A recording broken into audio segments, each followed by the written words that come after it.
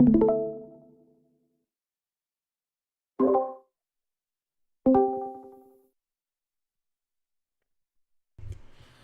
minute 30 and counting.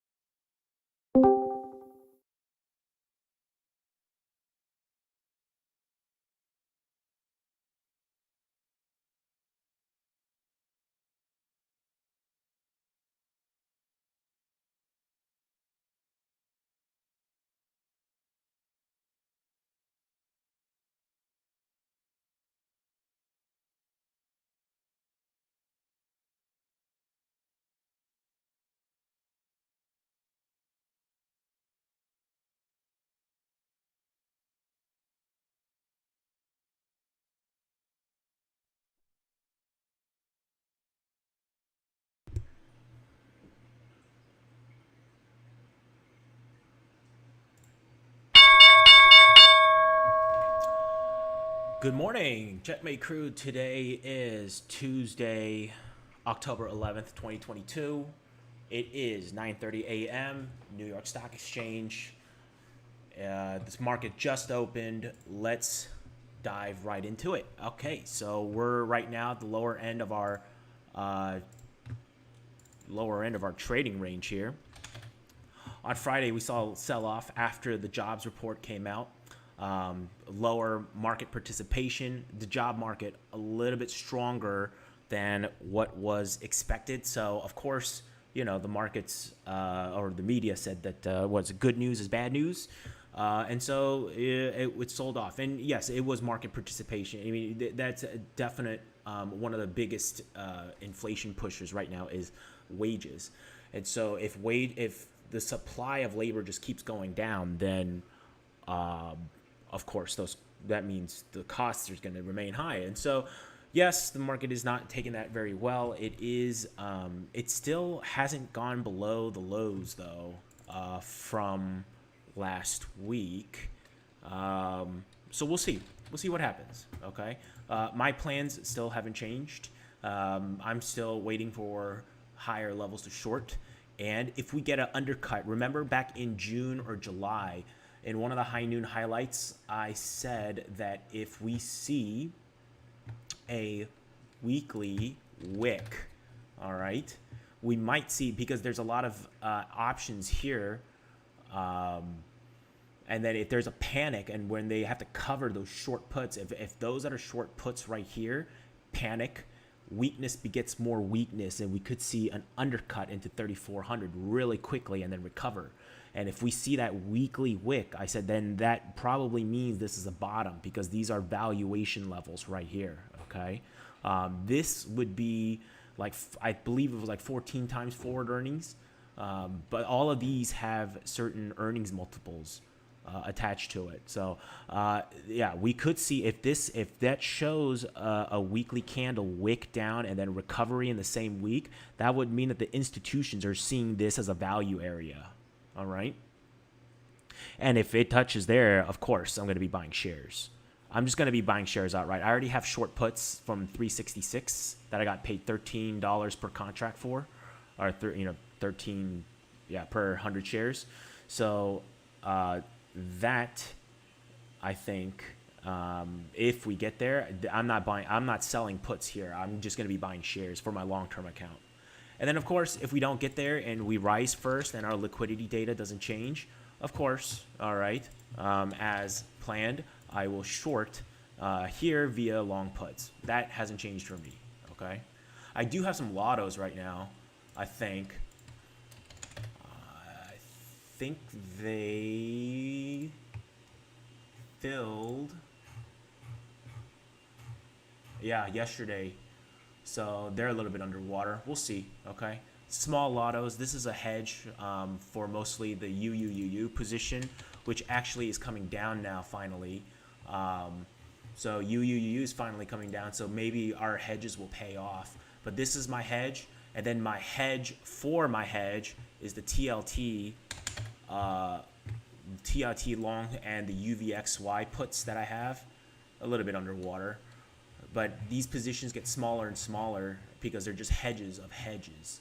And then I even have a hedge for these positions, which is the SPY spreads that I just shown you. Again, even smaller position because this is just a hedge of a hedge of a hedge. Okay, so a little bit of portfolio construction there. And I'll go over more portfolio construction in later episodes. Maybe in an educational episode, I'll make portfolio construction and how to use different spreads, with different correlations, so that you don't get wiped out. If the market moves really heavily in one direction or the other, I'll go over stuff like that in later episodes. Okay. There's been a lot of requests to look at other stocks in other parts of the world. So today we are going to take a little bit of a global approach and look at some stocks overseas, because I do think that there's some opportunities brewing overseas. We have talked about emerging market risk and solvency risk. Actually, a lot of the solvency risk right now is in what we traditionally called developed markets, which are, United Kingdom and Japan right now are having some issues with their currency. Let's actually start with Japan. Okay, so Japanese yen right now is selling off yet again. All right. This chart, USD JPY going up, means Japanese yen is coming down in relation to the dollar. Okay, so remember how we had that trade order we were thinking about doing right here? Well, I canceled it. Okay, I canceled it, and here's why. Prime Minister Kishida came out and he basically supported the Bank of Japan and their loose monetary, the loose monetary conditions that they're putting on over there. They're doing bond buying, unlimited bond buying. They're putting a cap on interest rates. Honestly, I don't think they can afford the interest rate to go up any higher, even though they're at rock bottom and almost zero. And so we are seeing literally the Japanese yen running away. Okay, it is literally running away. And so in the face of all of that, and in the face of the prime minister still supportive of that loose monetary policy, I don't think I'm going to risk it and go long the Japanese yen. Okay, I'm just not going to risk it. The dollar is a wrecking ball, and right now it is taking its a hold on the Japanese yen. Also, too, the Bank of England. The Bank of England has to increase its bond buying program. That is not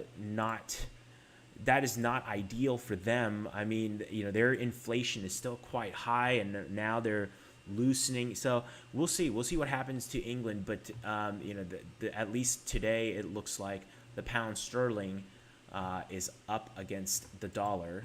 However, for Japan, back to Japan, their yen going down this fast imports a lot of inflation.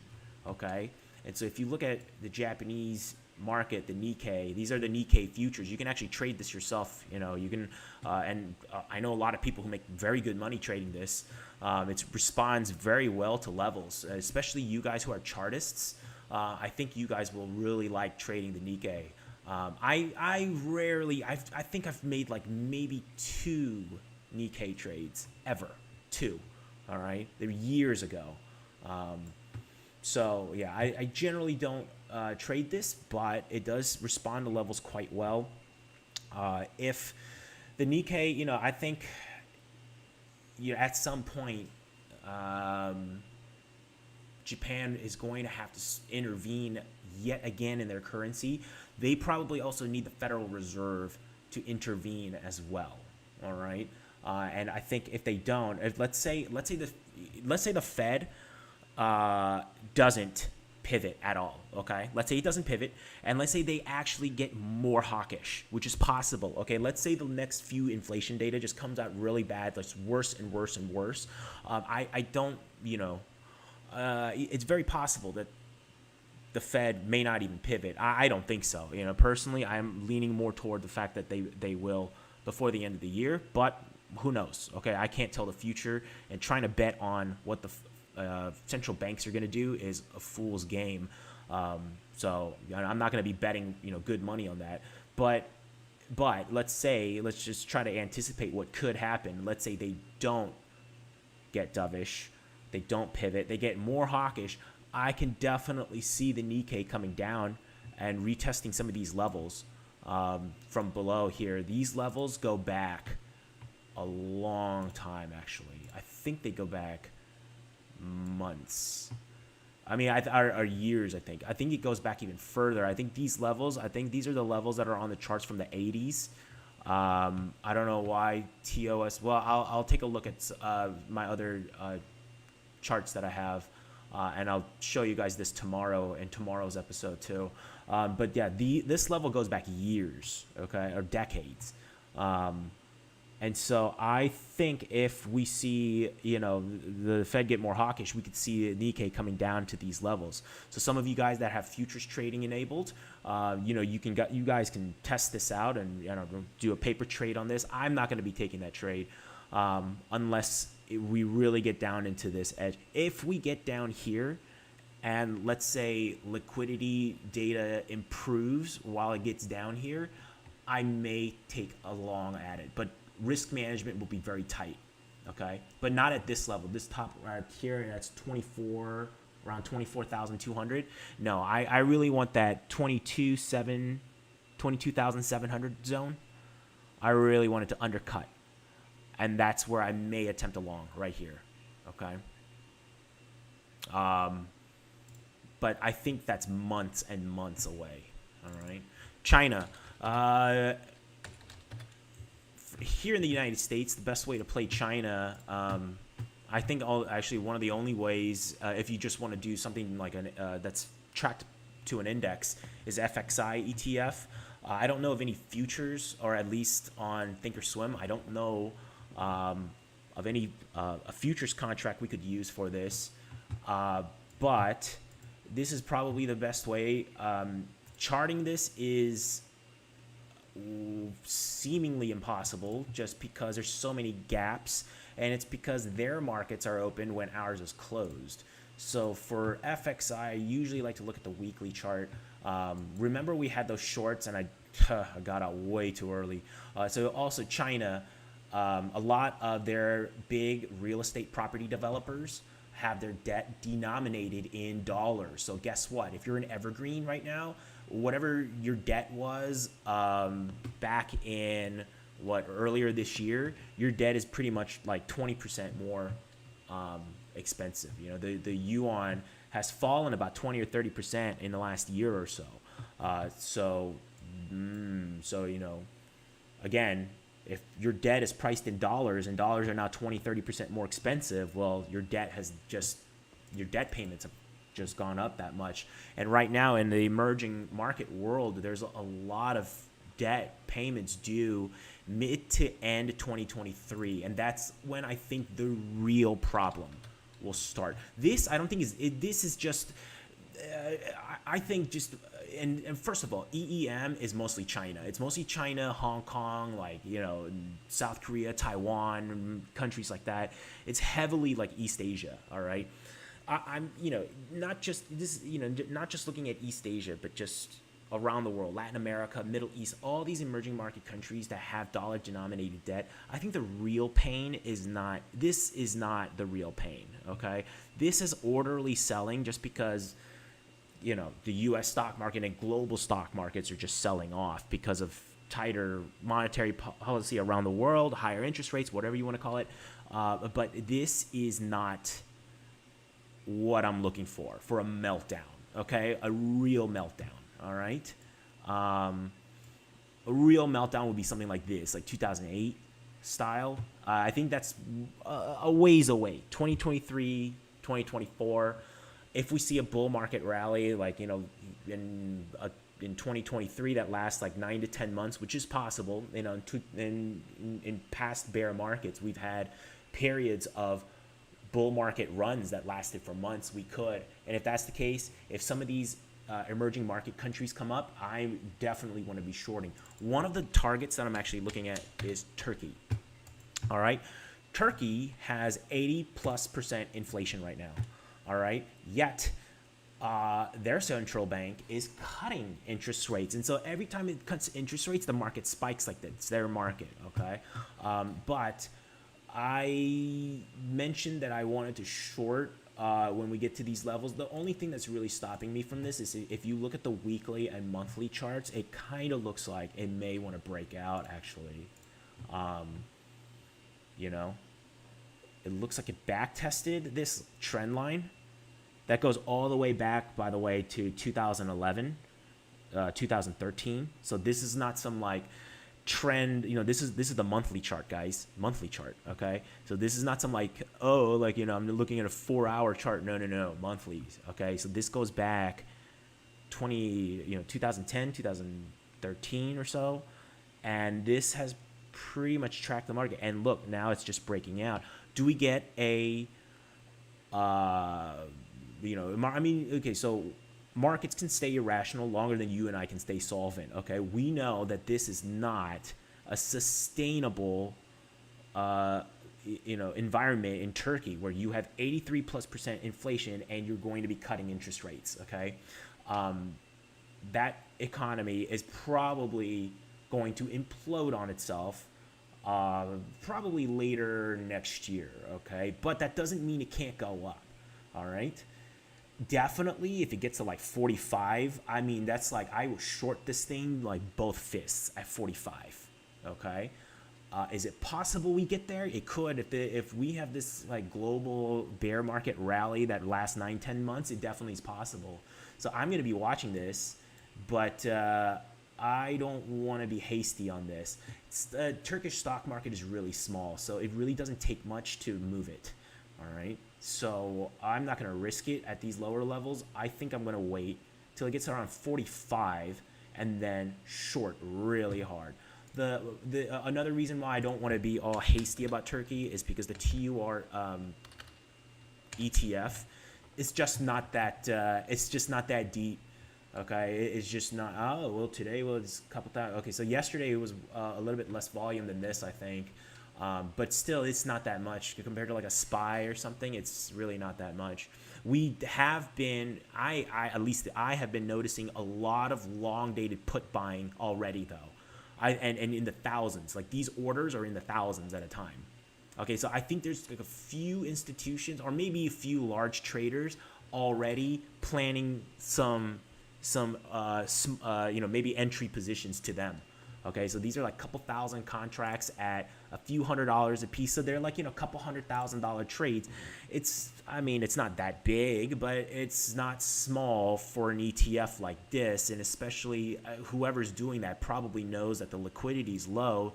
So they're probably willing to hold it. All right. So I'm already starting to see that some large traders are putting in some long-term options trades already on TUR. We'll see. I think it's a little bit too early, though. I think we might see a little bit of a breakout first. We'll see. We'll see. Okay. Some of you wanted to see the other exchanges. I like to look at Europe, too. Europe, we've got a plan for Europe. I'll look at Europe first, and then we'll look at the DAX. I know someone specifically asked for the DAX, but Europe, I think, Euro Stoxx, I think it's a great short if it can get up to these levels right here, all right, around 3,700 or so. If it can get to like 3,700, 3,750 zone, I'm willing to short. Now, I'm going to use FEZ. That's the European ETF, the Euro Stoxx ETF. And the reason I don't want to use futures in this is if I'm wrong, I don't want undefined risk. So if you use futures, that's undefined risk. Your risk could be potentially unlimited, you know, if you don't put stops or whatnot. I don't like using stops as a form of risk management. I like to use option spreads. And so I want to do a risk-defined put vertical debit. So I'm going to be doing that when the Euro Stoxx index gets to 3,700. But right now, you know, Europe, you know, they're praying for a mild winter right now.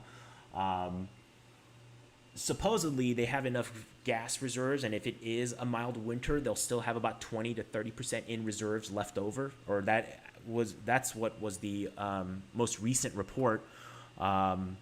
We'll see. I think there's a lot of uncertainty, and that's why you're seeing people hesitant going long the euro.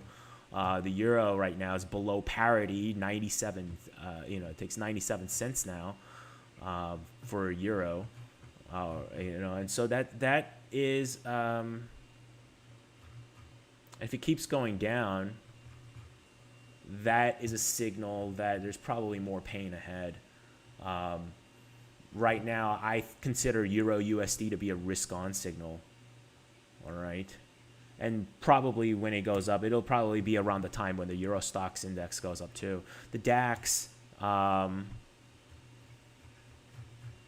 DAX is also very much correlated. I mean, I think I'm not sure about this. I'll make sure, and I'll do a little bit of homework on the Euro Stoxx index. But I think a lot of the Euro Stoxx, a lot of that 50 in the Euro Stoxx index is mostly in Germany, huge manufacturing giants. All right. So right now, that's the fear. That's why the euro is so low. The reason why the euro was much higher than the dollar in previous years was because Germany, which is the powerhouse of the Eurozone economy, they had a huge budget surplus from all the exporting that they do. Well, if their industries have to close down, or if there's fuel rationing, then will they be able to produce and export as much? And then if they can't, well, how does that justify a stronger euro? And that's why we're seeing, you know, the euro, you know, coming down below parity. And so the DAX, again, if we see a rally, I don't know if we do or not, I have no idea, but I am going to wait for bigger levels. Okay. The small stuff, you know, you guys can go ahead and do that. I have my plan within the US indices, and then also too in my FEZ plan, I'm still waiting for the Euro Stoxx index by correlation, the DAX, to get to higher levels. I think when the Euro Stoxx index gets to that level, we'll probably be at 13,700, maybe 13,900 up to 14,000 or so right here in the DAX. And I think if our liquidity data still remains weak, that would be a very good short to take. All right. Some of the other ETFs that I'm looking at, Greek. It's hard to find. Oops, no, GRAC. Yes, this is the Greek ETF. Greece is, you know, high debt. It's not probably. I mean, this also has a very, very bad options market, so I might not enter this one. This one is a little bit. Yeah, that one is a little sparse, but Greece is also, you know, another economy that's not going to do well if Europe really has to tighten its interest rates and raise interest rates by a large amount. You know, if they get more and more hawkish, not good for Greece. Okay, Italy. I forgot, is Italy EWT? No, EWI, yeah. Italy, also, the spread between the German Bund and the Italian bond is at the highest it's been. I saw some report about that. Again, if ECB tightens, that is not going to be very good for countries like Italy. Okay. We could see them plummeting faster. But again, I don't really want to enter this until we get, it feels like chasing at these levels. If we go short here, again, this options market kind of sparse. All right. EWP, I think is Spain. Yeah, Spain, also high debt. Although the winter will probably not be so bad for them. They have milder winters. We'll see. But again, if that goes up, does this have a decent options market? No. It did. Some of these had actually some decent activity like a couple months ago. I remember EWP did. Spain did. There was a huge put trades. And I remember I covered this in one of the high noon highlights. There was some like a couple thousand contracts, you know, when usually there's like not that many. Somebody made out with a lot of money on that. EEM, I mean, again, EEM is mostly Asia, though. You know, unfortunately, I don't know why it's mostly East Asian countries. If you want to try to get a little bit more other country exposure, then you're going to have to get more country specific, at least here in the United States. Some of you guys around the globe may have another way of doing this. If you do, let me know, okay? Join the Discord, let me know, or put it in the comment section, okay? But Turkey, I think, is my favorite one. But I want higher. Okay? Hopefully that answers some of you guys' questions. I know some of you wanted to see some of that. Oh, TSM. Congratulations on those shorts. Woof. Look at that. My goodness. That's probably what's taking down Taiwan, right? Let's take a look. Yep. Oh. EWT, though, is not so bad. Only 1%. The TSM is at 5. Okay.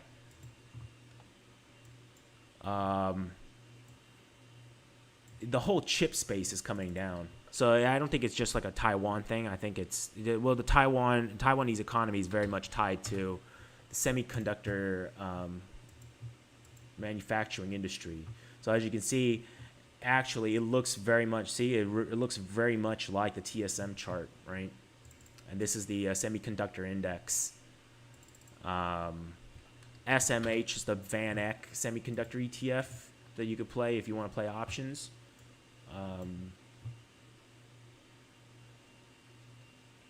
I mean, oh wow. I mean, if it gets up to here, let's not be greedy. Okay, so 240, around 240 zone. That looks like a wonderful short. Actually, I might use that. I might do this. If the indexes go up, so okay, so maybe if SPY or if ES, if this S&P 500 gets to 4125, if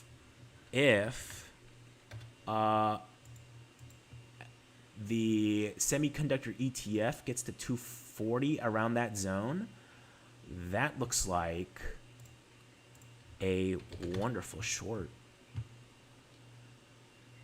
It's not bad. I mean, the position I would have would not be that big.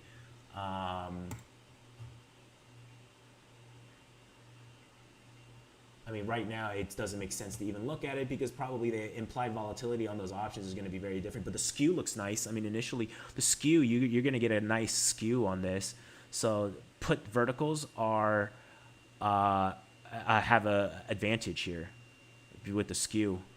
That looks like a good short candidate, SMH.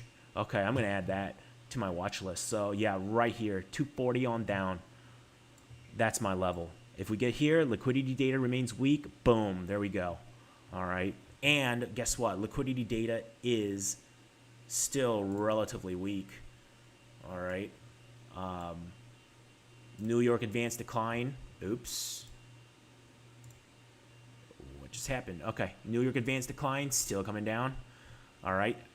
We have not gotten out of a bear market or a sustained bear market rally that lasts at least a couple of months, you know, that doesn't just stop in a week or two.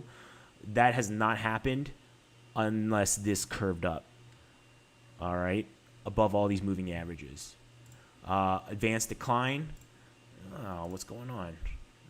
Advanced decline, making lower lows. So again, not good sign. Actually, the only good sign here is that the equal weighted S&P 500 has not made a lower low. So breadth-wise, it's not as bad. And also, too, corporate, our junk bonds ADL, it's not coming down as fast. Okay, yesterday it was like practically flat, +1. Okay, practically flat. I mean, it was a bond market holiday, but corporate bonds still traded, but very much low volume. But still, it's kind of flattening out. It has not made a lower low yet. So we'll see. I mean, we'll see. Okay, we will see. It is flattening out though. All right. I don't think ES has made a lower low, has it? Oh, not yet. Not yet. We'll see if it does or not. All right. Cryptos. You know what? These days, it doesn't even make sense to look at crypto options anymore because crypto option volumes are so light. There's no block trades right now. And I mean, there's some November and December. November and December options getting traded. Mostly it's retail. They're just piling in different bets. I don't think the options market means that much to crypto anymore. Until that OI starts going up again, I don't think it's worthwhile to even focus on the options market and Ethereum and Bitcoin anymore. But if that changes, I'll let you guys know. But nothing has really changed on my Ethereum or Bitcoin outlook. I'm still waiting for the bigger levels to make those larger purchases. Oh, one thing I did want to mention though is that green line. Remember that green line, this uptrend chart since the lows, the COVID lows that I drew? This was drawn months ago, by the way, months ago. Okay, I drew it here around this time, around June. I drew it. All right. Anyway, it looks like it is a thing because it has back tested it toward it. It was within ticks at the end of September, and last night it actually touched it to the tick.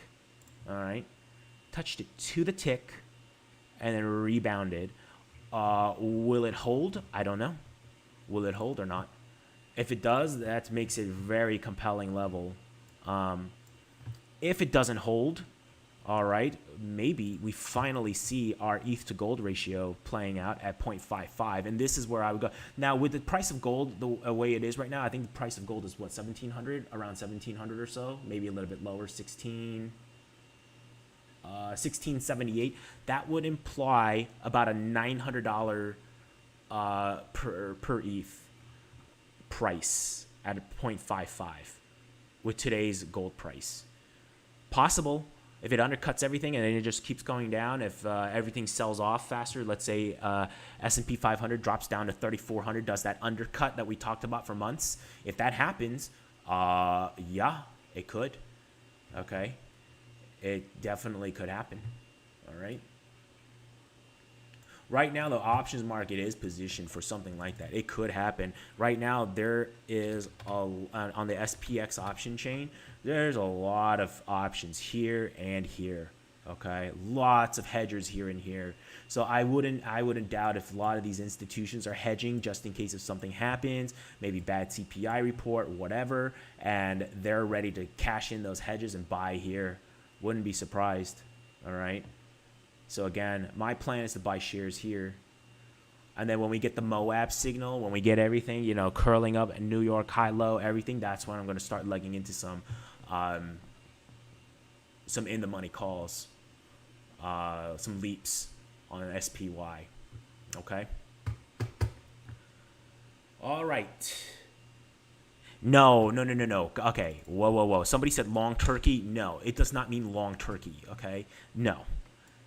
Just because I think it may go up to that point and that's where I'm willing to take a short does not mean it's going to go there. All right. It just means that's where risk management becomes favorable on a position down. Okay. It does not mean long to 45. No. Okay. No.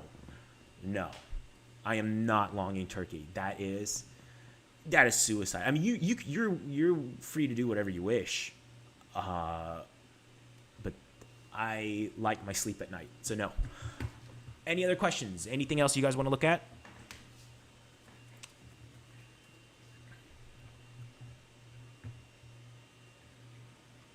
All right, then. In that case, we'll wrap this up.